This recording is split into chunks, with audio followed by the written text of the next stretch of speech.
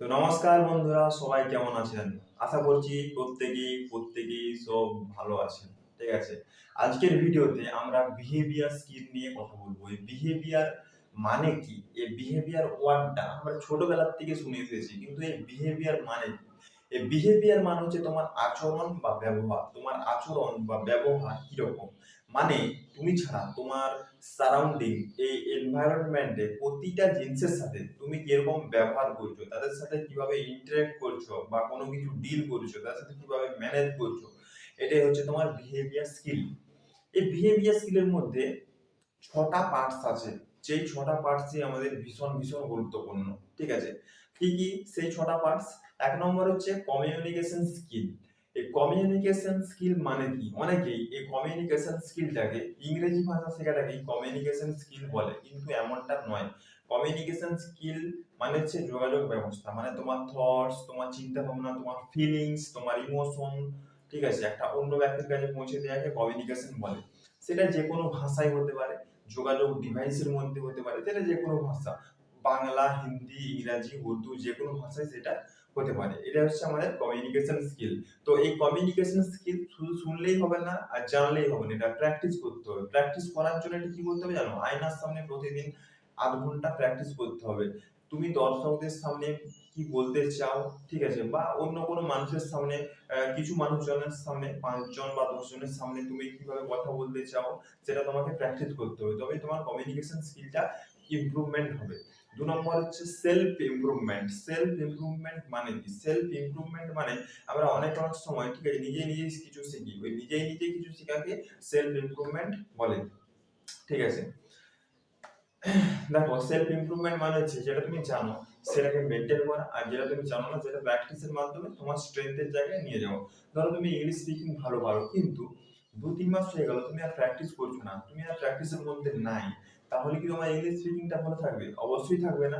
তাই তুমি যেটা জানো সেটাকে মেনটেন করতে হবে প্রতিদিন, সেটা ০.৫ ঘন্টা হোক, ১০ মিনিট হোক, ২০ মিনিট হোক, সেটাকে মেনটেন করতে হবে, তবে সেটা তোমার ভালো থাকবে।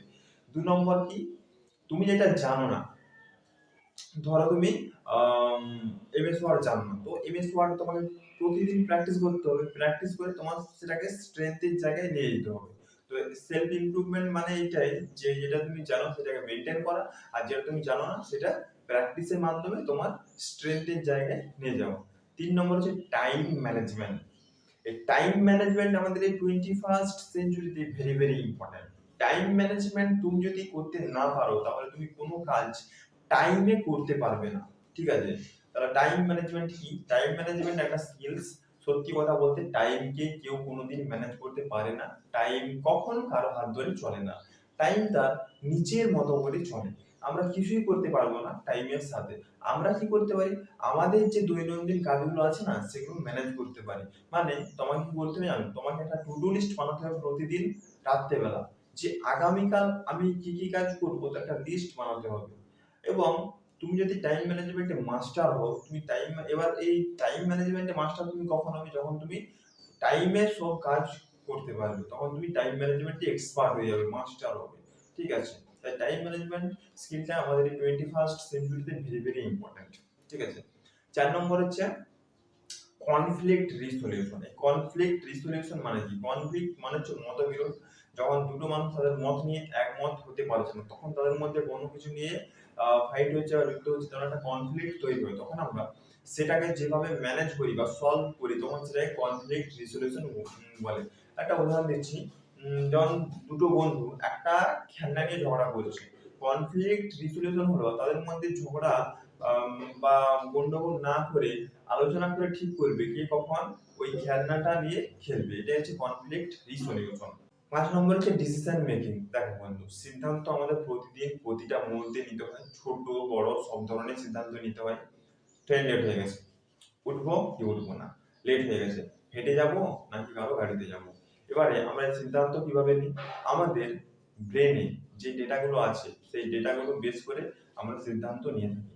যেমন একটা বাচ্চা ছেলেকে একটা হাতি দেখিয়ে জিজ্ঞাসা করা হলো, সে কি করবে? কাঁদবে। তুমি হলে কি করবে? কাঁদবে? কাঁদবে না। খুব কাছাকাছি এলে কি করবে? ছুটে পালাবে। কিন্তু বাচ্চাটা খুব কাছাকাছি এলে সে কি ছুটে পালাতো, সে আরো জোরে জোরে কান্না করতো। এখানে দুজনের একই ঘটনা, কিন্তু দুজন আলাদা আলাদা সিদ্ধান্ত নিচ্ছে, একজন জোরে কান্না করার সিদ্ধান্ত নিচ্ছে, আরেকজন ছুটে পালাবার সিদ্ধান্ত নিচ্ছে। এটাই হচ্ছে আমাদের decision making. Problem solving, problem ছোট বড় সব ধরনের প্রবলেম আমাদের জীবনে আছে, বেশিরভাগ গুলোকে আমরা সলভ করে ফেলি, আর যেগুলোকে আমরা সলভ করতে পারি না সেগুলোকে আমাদের প্রবলেম বলে মানা হয়। যেমন ধরো এখন তোমার বন্ধুকে ফোন করতে বললাম, তোমার বন্ধুর নাম্বারটা ডায়াল করে ফোন করে কথা বলে নিলে, তো এটা কোনো প্রবলেম বলেই মনে হলো না, কিন্তু নাম্বারটা যদি না থাকতো তখন তোমার প্রবলেম বলে মনে হতো। তো এইরকম আমরা বেশিরভাগ প্রবলেমকে সলভ করে ফেলি, আর যেগুলোকে আমরা সলভ করতে পারি না সেগুলোকে আমাদের প্রবলেম বলে মনে হয়। ঠিক আছে, তো একটা প্রসেস আছে, ঠিক আছে, সেই প্রসেসটা ফলো করলে অবশ্যই জানতে পারে। এই প্রবলেম সলভিং এর প্রসেসটা তোমরা অন্য, আমি আরো একটা ভিডিও করে রেখেছি, সেখানে গিয়ে তোমরা দেখতে পারো, বা আমি আরো নতুন ভিডিও যখন করবো তখন দেখে নিতে পারো। ঠিক আছে, ধন্যবাদ।